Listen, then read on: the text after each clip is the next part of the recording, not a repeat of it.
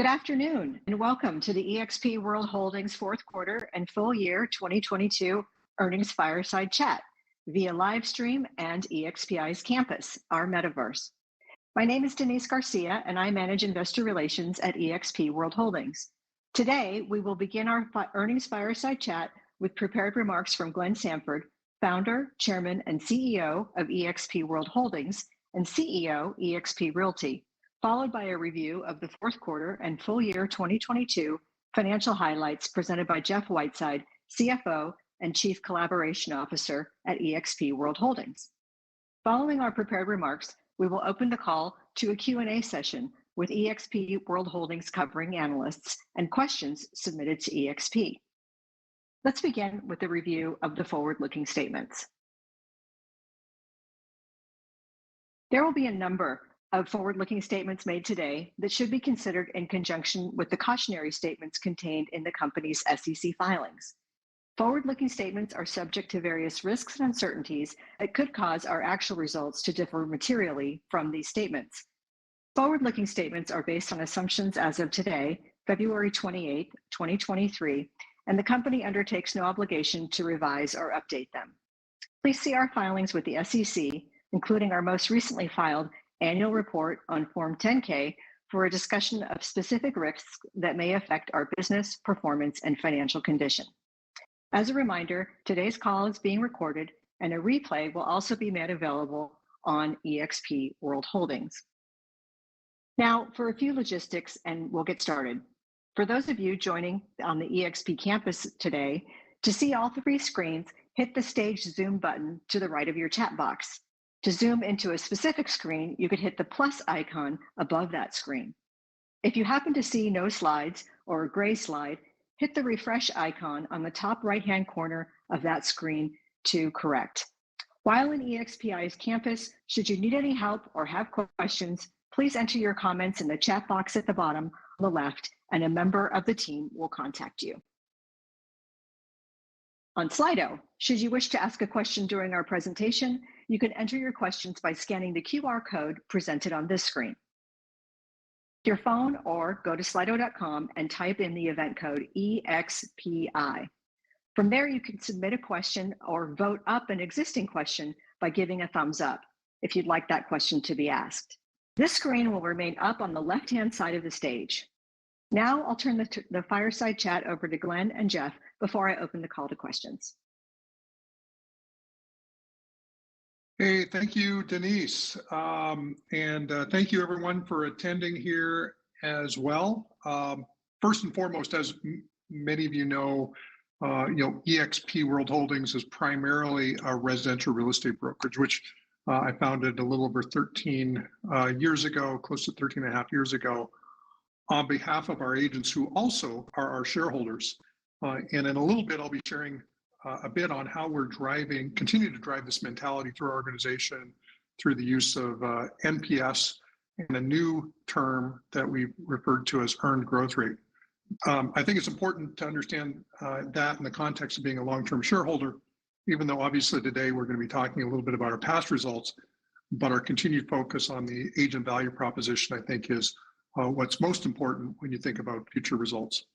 Obviously, despite the challenging market in 2022, the eXp value prop continued to attract agents, and as a result, we grew revenues while maintaining a strong balance sheet with zero debt. We also paid dividends to our shareholders as part of our differentiated value proposition and our equity offering to agents, which is unique in the marketplace. This year, as of this 10K, we're actually increasing our financial transparency into the organization. We're doing that through what's referred to as segmenting. One of the reasons why I did that is because of the challenging market, we wanted to show to our agents, staff, shareholders, and others that at scale, eXp Realty is, as we've said for a long time, we believed it would be profitable in good times and bad times. And what you'll be able to see is when you actually look through our segmented filings, you'll actually see that eXp Realty North America, even in a tough market, continues to be profitable.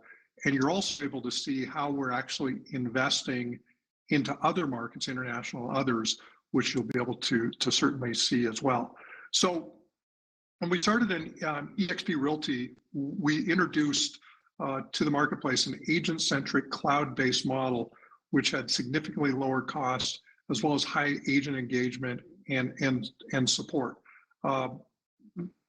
What's interesting is the industry really has been fairly slow to respond to the new normal. Even with the pandemic, the industry hasn't shifted that much. And as I like to say, at least relative to many of the legacy franchise players, it really feels like, at least from a competitive standpoint, that there's a lot of brokerages that are basically dinosaurs teaching other dinosaurs how to be better dinosaurs. Because of that backdrop, we've been able to scale to really tens of thousands of agents and hundreds of millions of dollars, actually billions of dollars in revenue in North America within really a fairly short period of time, without much in the way of competition. However, as we've continued to scale, we're actually now starting to see some new entrants in the marketplace, although the vast majority of the industry remains wedded to the legacy high-cost infrastructure models. To drive the next phase of eXp's growth, we're actually really, and one of the reasons why I came back as CEO of eXp Realty was to really continue our focus on the agent-centric nature of the real estate brokerage, leveraging our scale with the ultimate goal of being the #1 worldwide real estate brokerage and brand. And we've done a great job so far. So in 2023 and beyond, we will continue to make investments into our, as you can see, our segments, our 4 segments, primarily, eXp Realty, North America. International is it's a big growth area for us. It's a lot of investment going into that. However, we also have a strong balance sheet with over $100 million in cash and 0 debt, which enables us to continue to be agile and innovative in the various different business segments that we compete in. We continue to make investments in the market downturn. In fact, we've made a shift, which Jeff will talk to in a little bit, in terms of how we're thinking about it in terms of the financial management side, because we believe that now is a time to actually grow in a down market, now that we've actually broken out these segments, and you can see that we actually have a scalable, profitable model at scale in North America. Our goal is to actually make that a reality in many, many international markets around the world. One of the things that we've talked, even at the beginning of the call, talked a little bit about Net Promoter Score, or in our case, our agent Net Promoter Score, and that's really our North Star and is really a great predictor of our long-term success. We have an all-time high globally of 73, and we continue to sort of double down on how we're using NPS as a tool to actually drive a founder's mentality into an organization in a way that creates key metrics for our team to iterate around. We're investing in products to drive greater agent productivity, which ultimately means that they're getting high quality opportunities. Revenos is a newly stood up organization underneath Leo Perea, which aggregates national opportunities for agents. We've stood up a luxury division at eXpCon, which has been well received, and we continue to expand our eXp Realty division as well. We also have been growing our national search portals. Some of the things you may remember me talked about in years past is a concept called the Alt Portal, which in this case, we've been scaling Zoocasa. We announced a few weeks ago a partnership with Realty.com. And then we've also continued to build out eXp Realty's website and web presence. And we've got some cool innovations that we're going to be talking about, not today, but very shortly, which is going to give agents a significant advantage in relation to the company owned website for lead gen for agents. So we're excited about a lot of the things that are coming down the pipe. We also continue to invest in personal and professional development services. We've got a number of things that we've done there, including Success Health, Success Coaching, and then we've got an announcement that we're going to be talking about on March 6th, Monday next week, which we're really excited about in terms of expanding out the success ecosystem. And then we continue to really focus on, and this really falls under Patrick O'Neill, who recently joined us, really improving the overall experience across the entire agent lifecycle.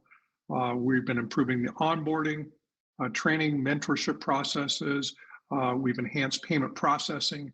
And in fact, in some markets, we've literally got to the point where we can pay agents within 24 hours of us recognizing that the transaction is closed, even before, in some cases, we've actually collected the money, because closings are a highly collectible transaction from a closing perspective. So we're really excited about some of the innovations we have around agent pay. We've also revamped our support and collaboration services for existing agents.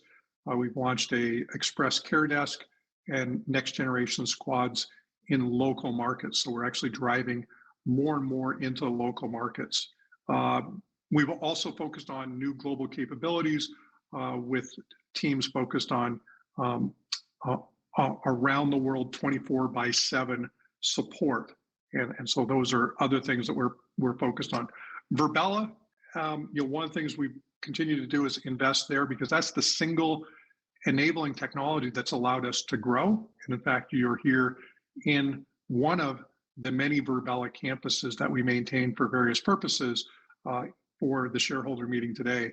And we continue to invest in another metaverse platform, Frame VR, which is a web-based metaverse, which is super accessible from desktop, mobile, Oculus headsets, et cetera. So excited about that. I've talked a little bit about this earlier, but one of the things that we have been using since 2016 is we focused on Net Promoter Score. It came about from a number of books that I personally had read that I'd shared with the management team back then, and it really matched up with what I call the founder's mentality. And the founder's mentality is that it's about creating a differentiated value prop for your customer and then delivering on that every single day. And that ultimately turns into something called the Net Promoter Score or Net Promoter System that was developed by Fred Reichheld at Bain & Company a number of years ago, which was written about in The Ultimate Question 2.0. In his most recent book, which I've also shared with the entire management team and the board, Winning on Purpose, he introduced a concept called earned revenue growth or earned growth rate. And that's a really important concept, because what it does is it breaks down for long-term shareholders why the most important metric that you want to be measuring is what do customers feel about the differentiated product or service offering that a company provides. And by understanding that, then you can make some predictions on the health and growth of a company. And so we really focus on it. And what I believe that it really does, from my perspective, is it helps us teach the organization at scale to actually think like a small company founder who's focused really closely on the customer and getting close to, in our case, the agent, and understanding that they're the ones that ultimately we're building it for. But if we do it right, long term, the shareholders win as well. And of course, we've shared equity with our agents and brokers. So this concept runs way deeper than just thinking about it from an external perspective. This actually becomes very much of a virtuous circle of how we operate the business and ultimately retain revenue at a much lower, if no marketing costs type of business. So the bottom line is highly satisfied agents stay with us longer, grow their businesses by attracting new agents to the company. And that allows us to invest money that we would have normally spent on marketing into actually building things that our agents actually want and need. And that's the virtuous circle that ultimately yields for long-term growth. And with that, I'm going to turn it over to Jeff Whiteside.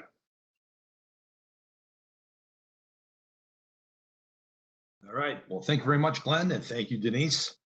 Good afternoon, all, and good evening. I know some people from Europe, so thank you for showing up to the presentation. I'll start the financials by highlighting our full year 2022 results, beginning with eXp World Holdings. Consolidated revenues increased by 22% year over year to $4.6 billion, while gross margins, percentages, and dollars increased in versus 2021. We maintained adjusted EBITDA profitability throughout the year, despite a challenging second half of 22 that we'll get into. And we ended the year with a stronger cash position and with no debt on our balance sheet. As Glenn mentioned earlier, beginning this quarter, we will be reporting 4 operating segments: eXp North American Realty, eXp International Realty, Virbela, and other affiliated services. On this first page, I'd just like to highlight a couple of our segments, being North America and International Realty. 2022, the North American business grew by 22% revenue and solidly EBITDA profitable throughout the entire year, even as we expanded our business and acquired Zoocasa. eXp International Realty remains in investment mode as we scale the business. Our full year revenue grew at 102% as we increased our agent count, productivity, in previously launched markets. During 2022, we entered 6 new markets: Dominican Republic, Greece, New Zealand, Chile, Poland, and Dubai. 2023, International Realty will be focused on driving growth and production in our existing markets. And as Glenn mentioned in his opening statements, our operating plan in 2023 and beyond is to continue to invest in segments that provide value to our agents on the long term. In terms of capital allocation, we'll continue to fund investments in each segment that we believe will generate an attractive long-term financial return. So I'm going to get into some of those numbers. On the next slide, if we can move there, I'll provide some more information on our segments. So if you look at slide 13, you're going to see a full year 2022 segment revenue and adjusted EBITDA numbers for all 4 of our segments. In 2022, as comparable in previous years, our North American Realty segment is our primary driver of revenue at $4.544 billion and adjusted EBITDA of $103.3 million. So we've talked about this. This is the first time we're actually breaking it out, but I've talked about it several times throughout the years that we're very, very fortunate in our business to have the North American business really driving growth and profitability that allows us to invest not only in North America, but international and in our technologies. So that's what you're going to see in this presentation. International Realty, Virbela, and other affiliate service segments contribute modest amounts of revenue today, but we believe the investments we're making in these segments have potential to help drive our growth into the next phase of growth. So if we look at our International Realty segment, as I mentioned before, we've entered 22 international markets. Each market is different, and it takes time to optimize the model in each country based on local market dynamics. Continue to tune the models in each country and drive top line and margin expansion. And that's kind of what our focus is going to be in 2023.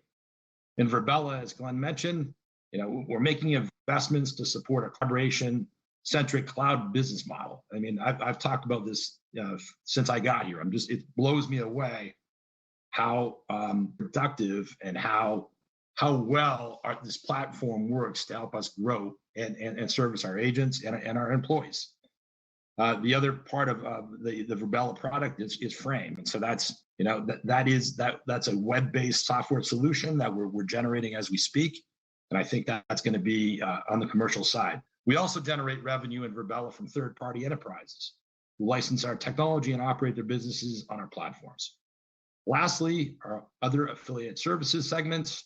We house in that segment our investments in success, health, and coaching that help brokers and agents develop personally and professionally while growing their business.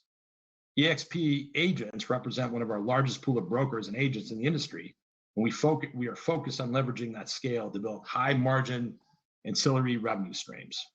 With that, I'll move to the next slide and review some key metrics on a consolidated basis. So this is at the consolidated level of EXPI for 2022. the entire year comparing to 2021. Our key operating metrics, and we talk about this every time, AMPS is huge for us. We ended at 71 for the entire year, which is the same number that we ended at last year. It's, our goal is to shoot above 70 and above, which is world class, and we've done that this year. Agent count, we ended at 86,203 agents, up 21% year over year. Our units were 511,089, up 15% year over year. And our volume, we ended 2022 volume at 187.3 billion, which is up 20% year over year. 2022 revenue grew at 22%, as I mentioned, which reflects growth in the first half, some in the third quarter, and a more challenging market environment in the second half of the year that I will get into in the fourth quarter. Our full year gross profit increased by 24%, and our gross margin percentage increased slightly to 8%. On a full year adjusted EBITDA of 61 million, we are down from 78 million in 2021 as we made investments to support the international market expansion and drive agent-centric innovation. Full year 2022 operating cash flow was $242 million, up 17% year over year. So this also shows, as Glenn was mentioning, our ability to generate this level of cash flow in a challenging year speaks of the resilience of our business model. It also provides us with major competitive advantage in a down market. Due to our strong cash flow generation, we ended the year with $122 million of cash and equivalents, up 12% year over year, even as after we distributed $205 million to our shareholders in the form of share repurchases and dividends. On the next slide, we'll take a look now at the fourth quarter. So the fourth quarter of 2022, especially in the US market, was a challenging environment. Home sales declined more than 30% from the fourth quarter of last year. Interest rates, as we all are very well aware, dramatically increased throughout 2022, reaching a high for the year in Q4, and inventory remained constrained. On this slide, you can see our Q4 segment revenue, adjusted EBITDA for each of our 4 business segments, and a breakout of our corporate allocations. At a consolidated level, eXp World Holdings ended Q4 with $933.4 million in revenue and $3.6 million in EBITDA. Our North American Realty segment is again the primary driver of revenue at $920.7 million and adjusted EBITDA of 12.1. So to Glenn's point before, in one of the toughest quarters we've had as an industry, the North American Realty business generated $12.1 million in adjusted EBITDA. And despite a very challenging environment in the fourth quarter, the North American revenue decline was 14% versus industry-wide sales decline in the 30+ range, and we remained profitable. International Realty increased revenue by 49% in the quarter to $9.8 million. As you can see, we continue to invest in our international expansion strategy, and Virbela and other affiliate service segments contributed modest amounts of revenue while reflecting our ongoing investment. Now we will move to our consolidated key metrics for Q4. We ended Q4 with a global agent net promoter score of 73, up from 69 in Q4 2020. Previously mentioned by Glenn, we believe a high NPS score is the best indicator of underlying health of the business and the most important driver of shareholder value over the long term. At the consolidated level, Q4, and comparing to Q4 2021, our key operating metrics include agent count, 86,203, up 21%. Units sold, 109,168, down 15%. And volume at 37.6 billion, down 16%. Agent growth in Q4 was offset by lower volume per agent, as elevated mortgage rates resulted in fewer transactions and price declines year over year. On a consolidated basis, Q4 revenues were $933, down 13% year over year, reflecting challenging conditions in our core North American Realty market, where we continue to gain share. And I'd like to take, we get a lot of questions over the years about margin. So this is actually, from a margin percentage standpoint, our margins actually increased year over year, both for 2022 and for Q4. So in a down market, our revenue share model cushions the impact of our lower revenue on our bottom line as fewer agents hit their caps. And this was most evident in Q4 when gross margin percentages increased 120 basis points year over year to 8.9%. This resulted in roughly a flat gross profit dollar relative to Q4 2021, even on 144 million lower in revenue. So that's kind of how we've talked about this before, and that is how the model works. So with lower revenue, we actually maintain the same amount of gross profit dollars that we did this time last year. SG&A increased at 15% year over year in Q4, driven by higher personnel costs relating to supporting our 21% increase in agent count, which it was partially offset by reduction in SG&A that we went after in Q3 and Q4, about $4 million per quarter over quarter. Quarter 4 GAAP net loss was $7.2 million, and adjusted EBITDA was a positive 3.6. Despite a down market, we remained adjusted EBITDA profitable in Q4 and generated $38 million of operating cash flow, bringing our full operating cash flow for the entire year to $240 million. Before opening up the call to the QA, questions and answers from our analysts to share, I just want to take a step back and look at our growth over the longer term frame, which is shown on the last slide. So on this chart, what we're showing is our agent count and our total revenue on a quarterly basis over the past 6 years. Our growth over this period has been extraordinary, with our agent count and revenue increasing from 6,000 agents and 156 million in revenue in 2017 to over 86,000 agents and 4.6 billion in revenue at the end of 2022.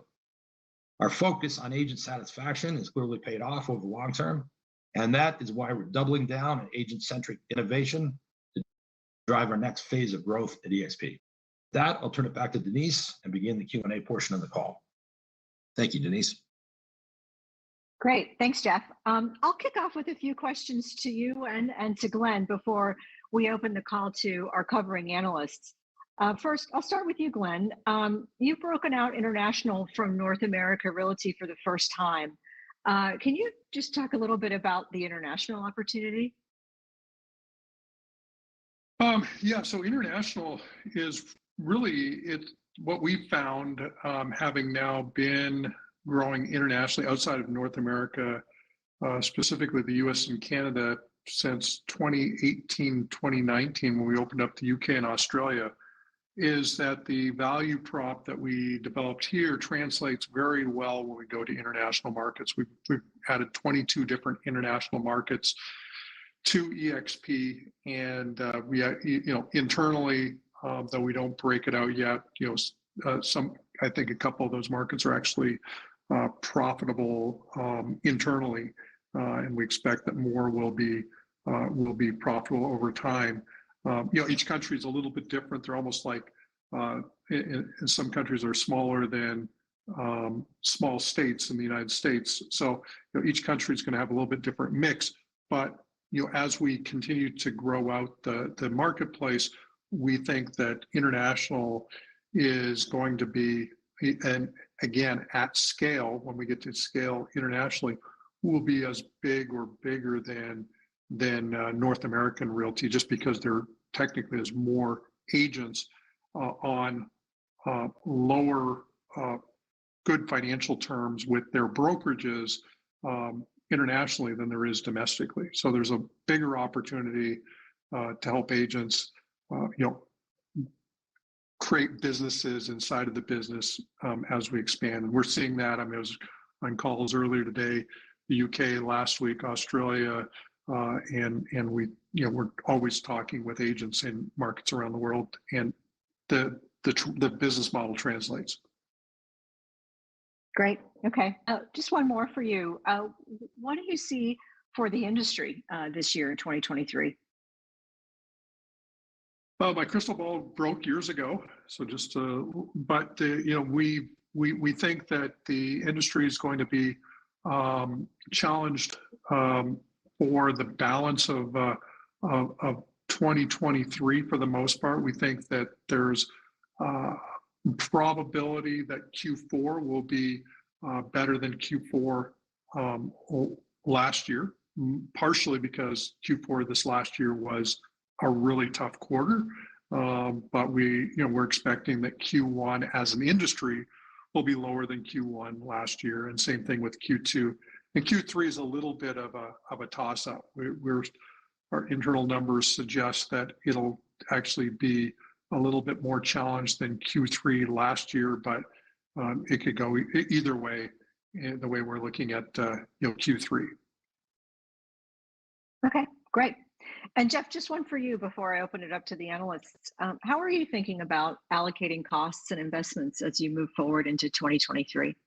Yeah, Denise, I did touch on that from a capital allocation standpoint. I think what kind of happened in the if we think back a little bit back to the COVID days when COVID hit and everybody was crazy. We didn't know what to do.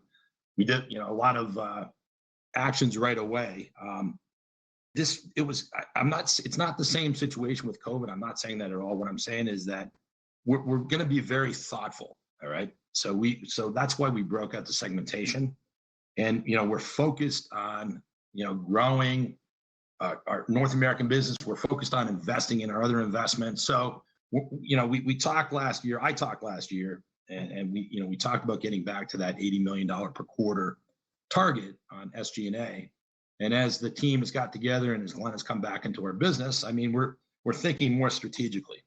We're absolutely going to be good stewards of our capital, as you can see from the numbers, and we got quite a number of years of history now of doing that. But at the same time, with the cash that we generate in the business and the opportunities we believe we have in the future, the big opportunities, we're not going to try to save costs in a quarter to sacrifice some big opportunities we have in the future. So having said that, we're going to be we're going to be good stewards of our capital, but we're going to invest in the areas that we've pointed out today, and make sure that we drive results from those areas. Got it. Thanks. So now I'll open the call up to questions from our analysts. John, I'll take your question first. Okay, great. Can you guys hear me okay? Yes. Yep. Hey, John. Yep. Hey, guys. So on the gross margin, that was a lot better than we anticipated. I think 120 bips year over year. That's the best kind of annual movement you guys have seen since the heart of COVID back in 2Q20. But Jeff, to your point, which I think is a really good one, that helped keep the gross profit roughly flat on the revenue decline. I think that's an important or kind of underappreciated angle of the model, but I wanted to get your take on how that might shake out this year. If we assume that average agent production kind of continues to drop a bit from here, maybe even stays at the current levels, how should we be thinking about gross margin all in for 23? So I think that if, as we kind of went through it, when we get challenged on the revenue side, and as long as we continue to do the right thing for the agents, we think that the gross margin percentage stay up in the levels that we're kind of seeing in the fourth quarter range, right? As the market picks back up again, we expect that to come down. So you've seen this over the last few years, John. So as we predicted, as the market would start to come down, the gross margin percentage would go up. So I guess to answer the question, if we continue to see challenges in the first half of the year, we'll probably have a stronger percentage of gross margin.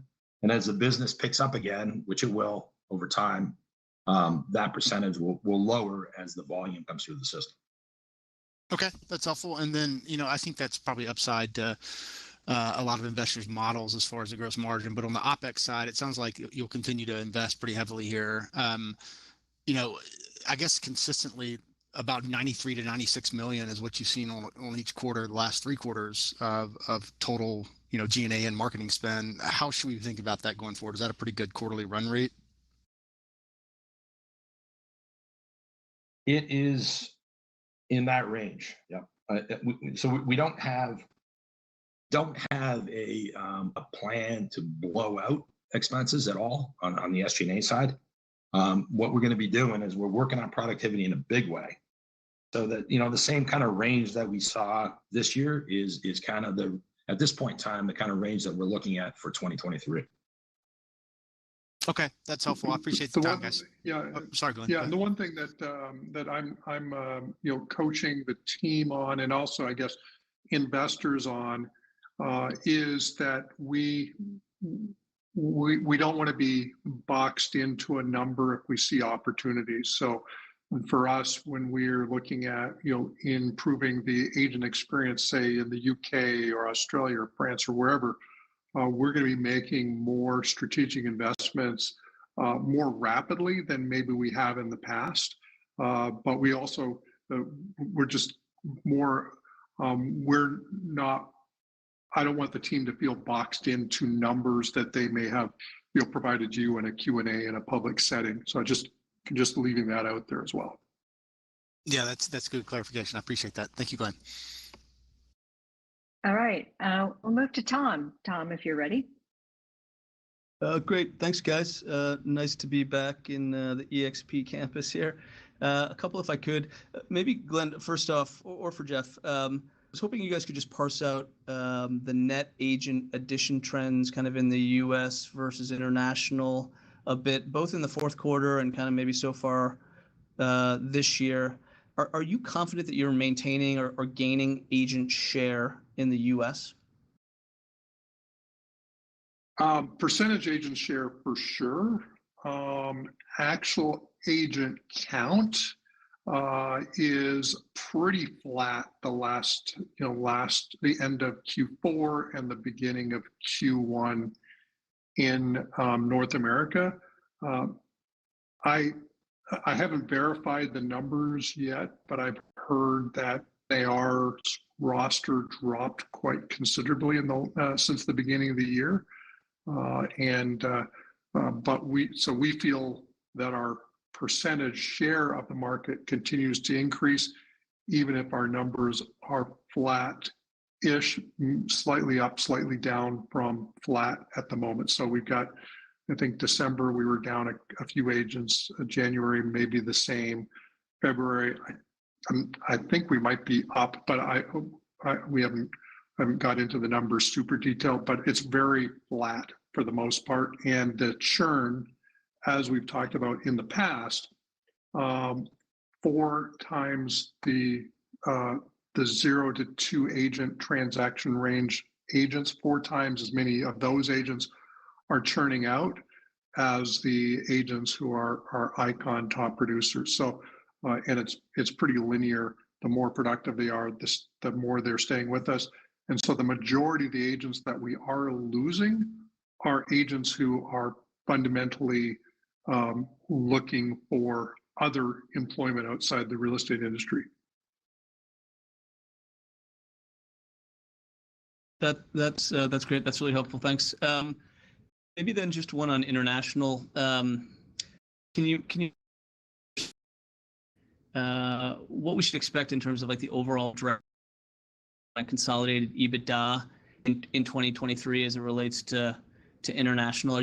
Should we expect you guys are going to kind of invest at a similar kind of clip relative to last year or no? And then also sort of the same question on corporate expenses that, that's a pretty big drag obviously on EBITDA that we can see now too. Curious whether you can kind of meaningfully slow that or maybe even reduce that, if industry volumes are worse than you expect. Yeah, so the eXp World Holdings portion is to some extent fairly fixed. It's a lot of its compliance infrastructure for being a public company. So that's fairly, and Jeff can certainly comment more to that. On the international front, we did slow down our new country growth launches. We did that sort of second half of 2022. That being said, now that we've broken it out, we actually segmented out the numbers for a reason. One was so that we could actually invest more in international growth by showing that that the model does work at scale, but there are 50 to 80 more countries we want to grow into in the next few years. But the key is to make sure that we're able to manage a cash balance such that we're able to make the moves that we need to make in order to grow. So I wouldn't say we're going to accelerate growth, but we're not going to slow down growth too much more than we did last year, and probably will start to approach the 4 to 5 new countries a year range toward the end of the year. Tom, Great. I'd add a Thanks couple things on the world holdings. You know, two big pieces of that is professional services and the stock comp. So they're relatively, there's not a lot of variability in those numbers. Secondly, I'm with Glenn on the investment side of it, but I think the other thing that's going to happen that we're going to see over the short period of time, or relatively short period of time, some of our countries that have been in business for a while, the UK, we're going to get more productivity, we're going to get more sales. So there's going to be more margin coming back off some of our. That's going to be a big focus for us in 2023. Great. Thanks. I'll get back in the queue here. Great. Thanks, Tom. Now I'll take a question from Matt Filek from William Blair. Matt, if you're ready. Hey everyone, this is Matt Filek on for Stephen Sheldon. Thank you for taking my questions and great to be in the campus. To start, had one on commercial. Was wondering if you can provide an update on your efforts to expand into commercial real estate, and more specifically, roughly how many agents are focused on commercial, and how do you see that business evolving over the coming years? Yeah, so I believe we've got somewhere a similar number of agents as we had toward the end of Q3, around 1,000 agents on the commercial side. What we expect is, the commercial universe of agent is substantially smaller than the residential agents, and we still have fairly low competitive caps in that space, meaning that we're $20,000 caps versus $16,000 caps, but in comparison to a lot of firms that are still 50-50 and no cap, we represent a really great place for commercial agents to move their license. So we do expect that over time we'll become a larger and larger commercial firm. But I think that in the context of the larger enterprise, it'll still be a fairly small number relative to the potential for net income and revenue growth. What we have done is we built out the entire commercial infrastructure, meaning that we have commercial brokerage in most of the U.S. states presently.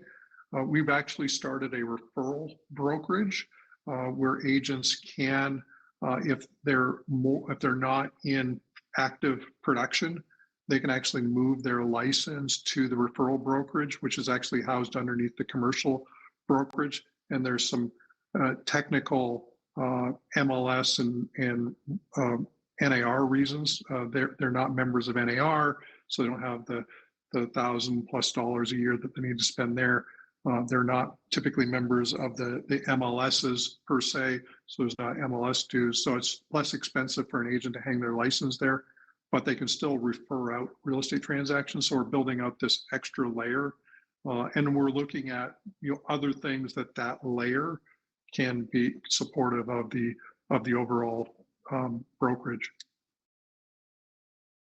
Got it. That's a helpful update. Thank you for that. And just had a quick one on international. Any markets in particular where the initial traction has been stronger than expected and you're most optimistic about over the near term? Jeff mentioned briefly South Africa. That's a fairly new country for us. We're over 1,000 agents now in South Africa, and these are a much more professional agent base than is in other countries like I'll use India and Mexico, where we have a similar number of agents, but real estate's not well organized there from a professional standards perspective. So we're pretty optimistic about South Africa. So we've got I'd say the three countries that are at or near profitable would be UK, Australia, and South Africa. And then we're continuing to work on the other countries. We're getting more mature in India. We're getting more mature in Mexico. And I say that because in both of those markets, there isn't a lot of infrastructure for organized real estate. And so we're having to bring kind of infrastructure to an industry that in a lot of the country doesn't have much in the way of standards of practice.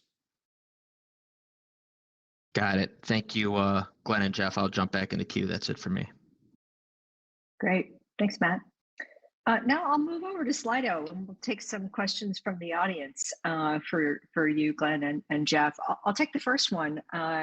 Of the 13.7 million international segment EBITDA loss, how much is the result of new country opening costs versus subscale operations?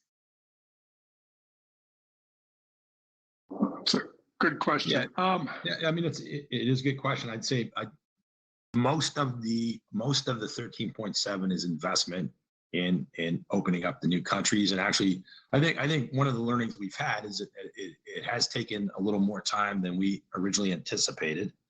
And because, we go into a country, we play around with models to some extent when they, to make sure that they're the proper models for agent value proposition in those countries. So it's taken a little bit longer, and we've tried different things, and we're doing a lot of work in each country. So most of that money is investment and growing and getting the name landed in the country, getting the right people in place, getting the right operations in place, and building the teams and the agent groups. Got it. Take a couple more. It seems that the agent count growth is slowing in North America. Is the 500,000 agents goal primarily focused on international expansion? And what's the target for agents in North America? Yeah, so our 500,000 agent number, as I've stated in the past, is an aspirational number that we believe that we will get to eventually at some point. We've talked about the idea of maybe 500,000 agents in 5 years. We think there's some reasons for that, but it was also based on when we made those statements a couple of years ago. For the first time, it was based on a much different housing market than we have today. So that really has, if I was looking at it, I'd look at it from the perspective of the slowing housing market. We believe there's 2 to 3, maybe 400,000 agents in North America that will cease being real estate professionals in the next 12 to 24 months. And so that's a big chunk of the industry. It could be 25% of the industry that won't be here. And if we use that as a factor, then you could almost take 100,000 agents off of that 500,000 agents sort of for that sort of, we'll call it that aspirational 5-year outlook. But I think the idea is that we're as long as we focused on building a really great agent value proposition, and we don't take our eye off that ball, and we continue to work on what do we need to do better by our agents, then eventually we'll get there. It's really a matter of what the timing of that number is, which is very similar to the earlier question. It's aspirational, and the crystal ball, broke years ago. Got it. All right. I think we have time for one more, one from an agent here. Is the plan to eventually move away from the EXP campus over to Frame? And if so, what's the expected timeline? So if you're asking me, yes. If we're asking the overall team, then it's a little bit more mixed in terms of moving away and when. And that's just because a lot of people really developed great habits and the way to use Virbela and how it works relative to Frame. The things that I really like about Frame is that it doesn't need the same type of infrastructure from a client perspective, because it's fully web-based and browser-based, and it doesn't need a lot of client-based updates. So when you came into EXP Campus, if you've been here before, for previous calls, you will have noticed that it had to patch and do some other things on your client side, on whether you're on a Windows machine or a Mac, et cetera. On a web-based version, you don't have to update, client-side software. There's stuff that's updated in the browser, and so for me that feels a lot more modern in terms of the infrastructure and tool set. Where Frame is already in the Microsoft Teams App Store, I believe. It's getting some of the same commercial clients that are using Verbella are coming up with use cases on the Frame side, and we continue to see Frame as being something that's used more and more inside of EXP as an alternative to going into Verbella. And I know the roadmap for Frame is such that over time, it will be able to support hundreds, if not thousands, of simultaneous users similar to Verbella. And so as it scales, I think it's a natural that will move over to Frame. But timing, don't have an expected timeline, but I wouldn't be surprised if next year during this earnings call, we do it in Frame as opposed to Verbella. Great, got it. So before we close the call, just want to remind everyone in the audience here that EXP's Shareholder Summit will take place in May 17th through 20th in Orlando, Florida this year. We'd like to invite all the analysts, investors, and agents to join us for shareholder-specific sessions at the event. So please register at expshareholdersummit.com. And as always, please stay connected by visiting expworldholdings.com for the latest updates on EXP news, results, and events. Additionally, you'll find a recording of this call and our latest investor presentation on the investors section of the site. Thank you for joining us today. This concludes the EXP World Holdings fourth quarter and full year 2022 earnings fireside chat.